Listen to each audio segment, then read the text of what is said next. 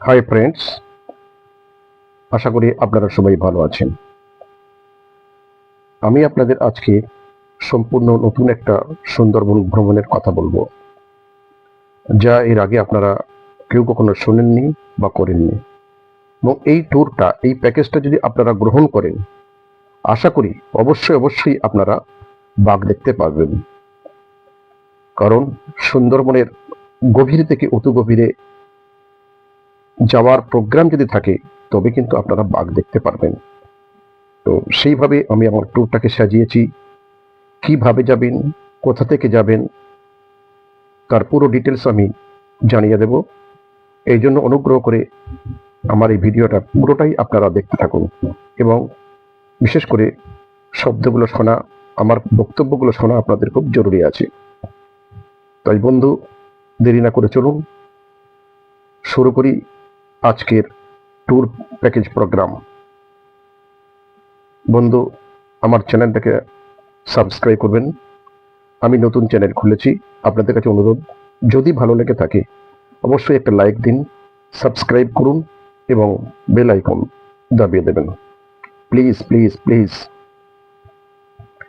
তো বন্ধু, আমার এই প্যাকেজটা বা ট্যুরটার সম্পূর্ণভাবে আলাদা একটা সাইট থেকে আপনাদের গ্রহণ করতে হবে। যেমন ধরুন, আপনারা ক্যানিং থেকে প্রোগ্রাম বা প্যাকেজ শুরু করেন। আমার এই প্রোগ্রামটা কিন্তু সেরকম নয়। ক্যানিং থেকে যখন আমরা 2 নাইট 3 ডেজ বা 2 রাত্রি 3 দিনের প্রোগ্রাম করা হয়, সেটা ক্যানিং কিংবা গোসাবা থেকেই শুরু হয়, এবং সেটা পাখিরালয় দিয়ে শুরু হয়ে সজনেখালি, দোবাকি হয়ে ঝড়খালিতে নিয়ে কৈখালি নিয়ে যায়। তবে ঝড়খালি দ্বিতীয় দিনে দেখায় না কিছু, শেষ দিনে ফেরার পথে, কৈখালি থেকে ফেরার পথে ঝড়খালি হয়ে আসার সময় আপনাদের ক্যানিংয়ে ফেরত নিয়ে আসে। ঝড়খালিতে যেহেতু একটা চিড়িয়াখানার মতো করা আছে, সেখানে গেলে হরিণ, বাঘ ফাঘ আপনারা সবই দেখতে পারবেন। তো এটা তো বাধা জিনিস, আপনারা দেখবেন। জঙ্গলের ভেতরে কিভাবে দেখবেন? জঙ্গলের ভেতরে বাঘ যারা যায় ক্যানিং থেকে, আমার তো মনে হয় খোঁজ নিয়ে দেখবেন 100 ট্যুর গেলে বা টুরিস্ট লঞ্চ গেলে তার মধ্যে ভাগ্যক্রমে হয়তো 1-1টা লঞ্চ বাঘ দেখতে পায়। কিন্তু আমি যে প্রোগ্রামটা আপনাদের বলছি, এই প্রোগ্রামে যদি 100 লঞ্চ যায়, অন্তত তার মধ্যে 90টা লঞ্চ বাঘ দেখতে পাবে। তো এই প্রোগ্রামটা শুরু করতে হলে আপনাদের শুরু করতে হবে সম্পূর্ণ কৈখালি কিংবা কাঁটামারি থেকে। কারণ ক্যানিং এর লঞ্চগুলো আপনাদের ভ্রমণ করতে করতে কৈখালি পর্যন্ত নিয়ে যায়, কিন্তু কৈখালির নিচে যে আরো অনেক বেড়ানোর জায়গাগুলো আছে, সেখানে কিন্তু আর আপনাদের বেড়ানো হয় না। অথচ ওইখান থেকে শুরু হয় গভীর থেকে অতি গভীর জঙ্গল। তো আপনাদের প্রোগ্রাম শুরু করতে হবে কৈখালি থেকে, এবং কৈখালি থেকে এই প্যাকেজটা আপনাদের হতে হবে কৈখালি হয়ে ওখান থেকে আপনার বড় পীরের চর, ছোট পীরের চর, এইভাবে ঘুরে ঘুরে আপনার কলস দ্বীপ যাবে, কলস ক্যাম্পে যাবে। এটা কলস ক্যাম্প হচ্ছে একদম সুন্দরবনের একেবারে দক্ষিণে, সাউথে অবস্থিত। এটাই সবচেয়ে নিচে, এবং এর নিচে বঙ্গোপসাগর। যদিও নিচে আরো অনেকগুলো দ্বীপ রয়েছে, কিন্তু এই কলস দ্বীপ হচ্ছে সম্পূর্ণ নিচের দ্বীপ। তো এই কলস ক্যাম্পে থেকে ঘুরে ওখান থেকে আপনাদের বনি ক্যাম্প হয়ে, সেখান থেকে আপনাদের নেতি ধোপানি হয়ে, দোবাকি হয়ে, ঝড়খালি হয়ে কৈখালি আপনারা আবার ফেরত আসতে পারবেন। তো এই প্যাকেজটা হচ্ছে সম্পূর্ণ জঙ্গলের গভীর থেকে এক সাইড থেকে গিয়ে পুরো গভীর ভেতর থেকে ঘুরে আবার চলে আসার প্যাকেজ। এর ভেতর আরো অনেকগুলো জায়গা পড়বে, যদিও আমি সেগুলো বললাম না। যেমন এর ভেতরে আপনার আছে বাঘের ডেরা, টাইগার সাইট, কুলতলি, জিঞ্জিরা দ্বীপ, চুনখালি দ্বীপ। এগুলো আমি যেটা বললাম এর ভেতরেই পড়বে। কিন্তু যখন আপনারা ক্যানিং থেকে এই প্রোগ্রামটা শুরু করবেন, তখন কিন্তু এইভাবে এটা পাবেন না। কারণ ক্যানিং থেকে যখন শুরু হয়, ক্যানিং কিংবা হয়তো ভাটা থাকলে তখন গোসাবা থেকে শুরু করে, ওরা প্রথম দিন নিয়ে যাবে আপনাকে পাখিরালয়ে। পাখিরালয়ে ওখান থেকে আপনাদেরকে বোর্ড, যেটা সরকারিভাবে রুলস বার করার জন্য পারমিট করবে, তারপরে ওখান থেকে নিয়ে আপনার সজনেখালি হয়ে দোবাকি হয়ে চলে আসে। আমি আপনাদের যে প্যাকেজটা দিয়েছি সেটা কিভাবে প্যাকেজটা হবে আপনারা কিছুক্ষণ পরে দেখতে পাবেন। আমি কতকগুলো ম্যাপ তুলে দিয়েছি, সেই ম্যাপগুলো যখন পাবেন সেখানে ভালো করে দেখবেন, তাহলে বুঝতে পারবেন কিভাবে আমি আপনাদের প্যাকেজটা দিয়েছি। এবং এটা যখন আপনারা কাঁটামারি কিংবা কৈখালি থেকে যোগাযোগ করে আপনারা গ্রুপ প্যাকেজ করতে পারেন, ওখান থেকে বোর্ড যায়, বোর্ডে আপনারা যেতে পারেন, কিংবা লঞ্চ বুকিং করতে পারেন। এখন তো সবাই লঞ্চ বুক করে 40 থেকে 50 জন 45 জন একটা লঞ্চে থাকে। আর সেখানে খাওয়া দাওয়া তো এখন র্যাম সব লঞ্চেই আপনারা খাওয়া দাওয়া খুব ভালো পাবেন, কোনো অসুবিধা নেই। সেগুলো আপনাদের আগে থাকতে কথা বলে নিতে হবে। এবং যখনই আপনারা ট্যুর প্যাকেজ করবেন, কোথা থেকে কিভাবে আপনারা ট্যুর প্রোগ্রামটা নিতে যাচ্ছেন সেটা কিন্তু আপনাদের লঞ্চ মালিকের সঙ্গে খুলে কথা বলে নিতে হবে, যে আমরা এইভাবে ঘুরে এই প্যাকেজটা নিতে চাচ্ছি। আমি অবশ্যই আপনাদের জানাবো, ডেসক্রিপশন বক্সে আপনি পেয়ে যাবেন কিভাবে যোগাযোগ করবেন, কোথায় যোগাযোগ করবেন এবং কিরকম প্রোগ্রামটা নেবেন, সেটাও আমি ডেসক্রিপশনে দিয়ে দেবো এবং আপনাদের একটু মৌখিকভাবে আমি জানিয়ে দিচ্ছি। যদি আমার এই প্যাকেজটা আপনাদের ভালো লেগে থাকে তাহলে অবশ্যই বন্ধু, আমি নতুন চ্যানেল খুলেছি, একটা সাবস্ক্রাইব করে দেবেন প্লিজ। তবে হ্যাঁ, আমি এখন যেহেতু নতুন শুরু করেছি, আমার মুখের জড়তা এখনো কাটেনি, কিছু জড়তা অবশ্যই আমার রয়েছে, তার জন্য আমাকে ক্ষমা করবেন। তবে একটা কথা আপনাদের হয়তো আশ্চর্য লাগবে, যে আমরা শুনেছি সুন্দরবনে গেলে বাঘ দেখা যায় না সহজে, খুব লাকলি, আর আপনি বলছেন হ্যাঁ অবশ্যই দেখা যাবে।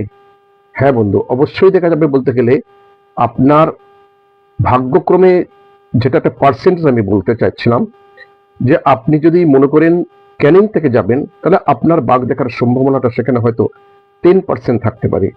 কিন্তু যদি আপনি দোবাকি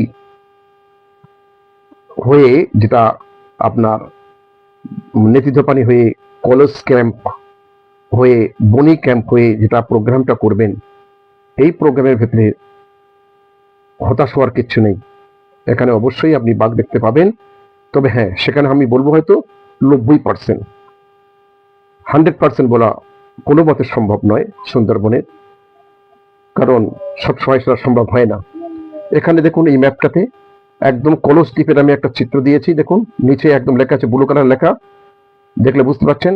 এবার দেখুন কৈখালি আর ঝড়খালি দুটো পাশাপাশি, ক্যানিং থেকে আসলে এই ঝড়খালি কৈখালি হয়ে শেষ হয়ে আবার উত্তরে চলে যায়, এর সাউথে কিন্তু নিচে লাভে না। কিন্তু ঝড়খালির নিচে দেখুন দোবাকি আছে, নেতিধপানি আছে, বনি ক্যাম্প আছে, কলস দ্বীপ আছে। সেই জন্য আমি এই ম্যাপটা আপনাদেরকে তুলে দেখালাম, দেখতে থাকুন বন্ধু।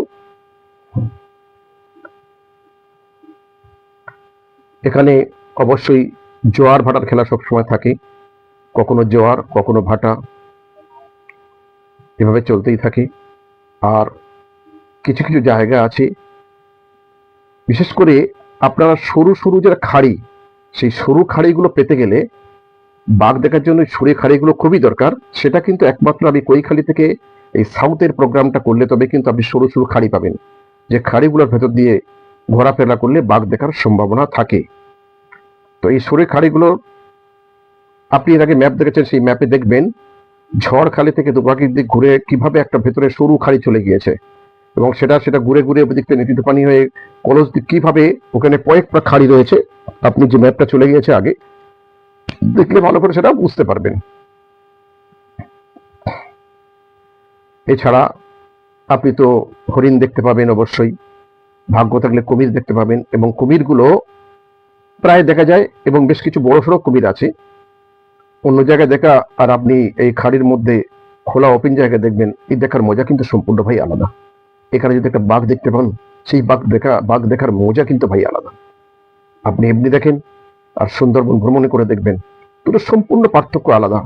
আর সুন্দরবন ভ্রমণ, সেখানে খাওয়ার এত সুন্দর বাহার থাকে, আর আপনার ট্যুর প্রোগ্রামগুলো এমন সুন্দরভাবে সাজানো থাকে যে আপনার মন ভরে যাবে। আপনি অনেক ট্যুর করেছেন, কিন্তু এই সুন্দরবন ট্যুর এর একটা আলাদা মজা, একটা আলাদা অনুভব। আর যদি বাঘ দেখা যায় তাহলে তার কথাই নেই বন্ধু। হ্যাঁ, তবে অবশ্যই আপনার বানর দেখতে পাবেন, বানর দেখতে পাবেন, হরিণ দেখতে পাবেন, এবং বেশ কিছু জায়গা আছে যেখানে যদি আপনাদের ভাগ্যে মেলে বেশ ভালো রকমের বিভিন্ন রকমের জাতের পাখি আপনারা দেখতে পেতে পারেন, যদি আপনাদের নসিবে থাকে। কখনো কখনো এই পাখিগুলো দলবদ্ধভাবে থাকে, কখনো কখনো আবার শূন্য থাকে, তাদের দেখতে পাওয়া যায় না। তো এগুলো অবশ্যই শীতকালে দেখতে পাওয়া যায়। আর সুন্দরবন ট্যুরটা যেহেতু শীতকালেই হয়, আশা করি আপনাদের নজরে বিভিন্ন জাতের পাখিও পড়বে। বন্ধু, জানি না আমার এই বলাটা কেমন হচ্ছে, আপনারা শুনছেন। যদি আপনাদের সাপোর্ট পাই, আপনাদের ভালোবাসা পাই, তাহলে আমাকে এই রকম ভালো ভালো প্রোগ্রাম এবং ট্যুর আমাকে আরো আপনাদের জন্য প্রেজেন্ট করতে সুবিধা হবে এবং আগ্রহ জাগবে। তাই বন্ধু, অনুগ্রহ করে কমেন্ট বক্সে আমার এই ট্যুর প্রোগ্রাম কেমন লাগলো অবশ্যই জানাবেন, জানাতে ভুলবেন না বন্ধু। আর আপনারা ভালো থাকবেন, আপনাদের বেড়ানোর প্রোগ্রামটা খুবই ভালো হোক, এটাই আমি চাই। যে কোনো প্রোগ্রাম যদি জেনে শুনে ভালোভাবে সেটাকে প্রস্তুত নিয়ে যাওয়া যায়, তাহলে সেই প্রোগ্রামটা খুব ভালো রকম তৈরি হয় এবং সাজানো যায়, এবং তাতে মনের মতো করে ঘুরে বেড়ানো সম্ভব হয়। কারণ প্রত্যেকটা বিষয় যখন চিন্তা ভাবনা করে দিয়ে আমরা এগোবো, তার ফল কিন্তু ভাই আলাদা পাওয়া যায়। তো আমরা এই প্রোগ্রামটা যখন সুন্দর প্রোগ্রাম করব, অবশ্যই ভেবে চিন্তা করব। দেখুন, সুন্দরবন বেড়াতে যাওয়ার জন্য যেমন ক্যানিং থেকে অগাধ কি বলবো ভ্রমণ গাইড পাওয়া যায় এবং ট্যুর প্যাকেজ পাওয়া যায়, এবং প্রচুর ট্রাভেলার ওখানে রয়েছে। আপনি কৈখালী এবং কাটামারিতে কিন্তু একটু কম পাবেন, কিন্তু হ্যাঁ, এখন আস্তে আস্তে বেশ চালু হচ্ছে। আপনারা কৈখালী কিংবা কাটামারিতে যাবেন। ক্যানিং যাওয়ার রাস্তা হচ্ছে কলকাতা থেকে তো সহজে ট্রেন যাচ্ছে, ক্যানিং চলে যাচ্ছে। কিন্তু কাটামারি কিংবা কৈখালী যেতে হলে আপনাকে সেটা কলকাতা থেকে আমরা বাসে ট্রেনে গেলে, তাহলে আপনাদের ওখান থেকে জয়নগর স্টেশনে নামতে হবে। জয়নগর স্টেশন থেকে কিন্তু আলাদা বাস বা অটো সেটা আপনার কৈখালী কিংবা কাটামারি যাচ্ছে। ওখানে গেলে আপনারা সেখান থেকে বিভিন্ন রকম ট্রাভেলার যোগাযোগ পেয়ে যাবেন। এছাড়া আমি কিছু ট্রাভেলার আপনাদেরকে যতটা সম্ভব, যখন আমি জানি, দু একটা অন্তত আপনাদেরকে এখানে আমি দিয়ে দেব। তাদের সঙ্গে আপনি ফোনে যোগাযোগ করতে পারেন, এবং একটা ট্রাভেলারের আমি ফোন নাম্বার দিচ্ছি, যার সঙ্গে যোগাযোগ করলে আপনি বিভিন্ন লঞ্চের মালিকের সঙ্গে যোগাযোগ করতে পারবেন। সেটাও একটা আমি এখানে দিয়ে দেব ডিসক্রিপশন বক্সে। চিতল হরিণ, এই হরিণগুলো কিন্তু আপনারা প্রায় দেখতে পাবেন, অসুবিধা নেই। কি সুন্দর দৃশ্য দেখুন, এখন জোয়ারের টাইম।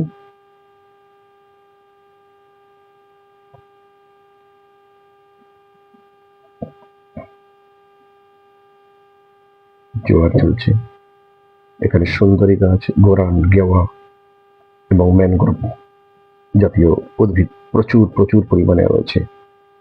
লাল কাঁকড়াও দেখতে পাবেন। এছাড়া আপনারা কলস ক্যাম্পে যখন যাবেন, ওখানে ওয়াচ টাওয়ার আছে, সেই ওয়াচ টাওয়ার থেকে চারিদিকে আপনারা ঘুরে দেখতে পারবেন। কলস ক্যাম্পের ওয়াচ টাওয়ার থেকে আমার এই ভিডিও আছে, এতে ছাড়া আছে, দেখতে পাবেন কলস ক্যাম্প।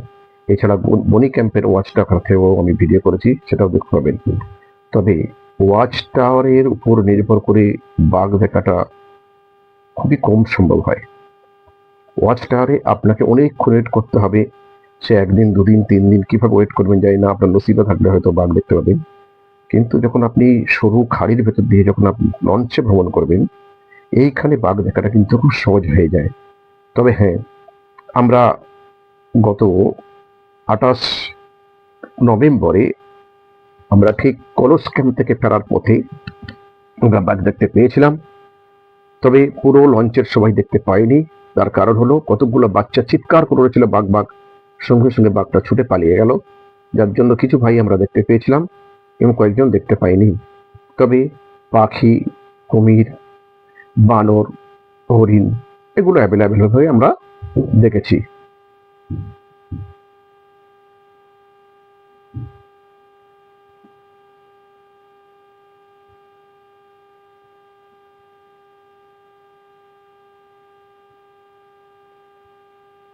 পুরো ভিডিওটি দেখার জন্য আপনাদেরকে অসংখ্য ধন্যবাদ রইল।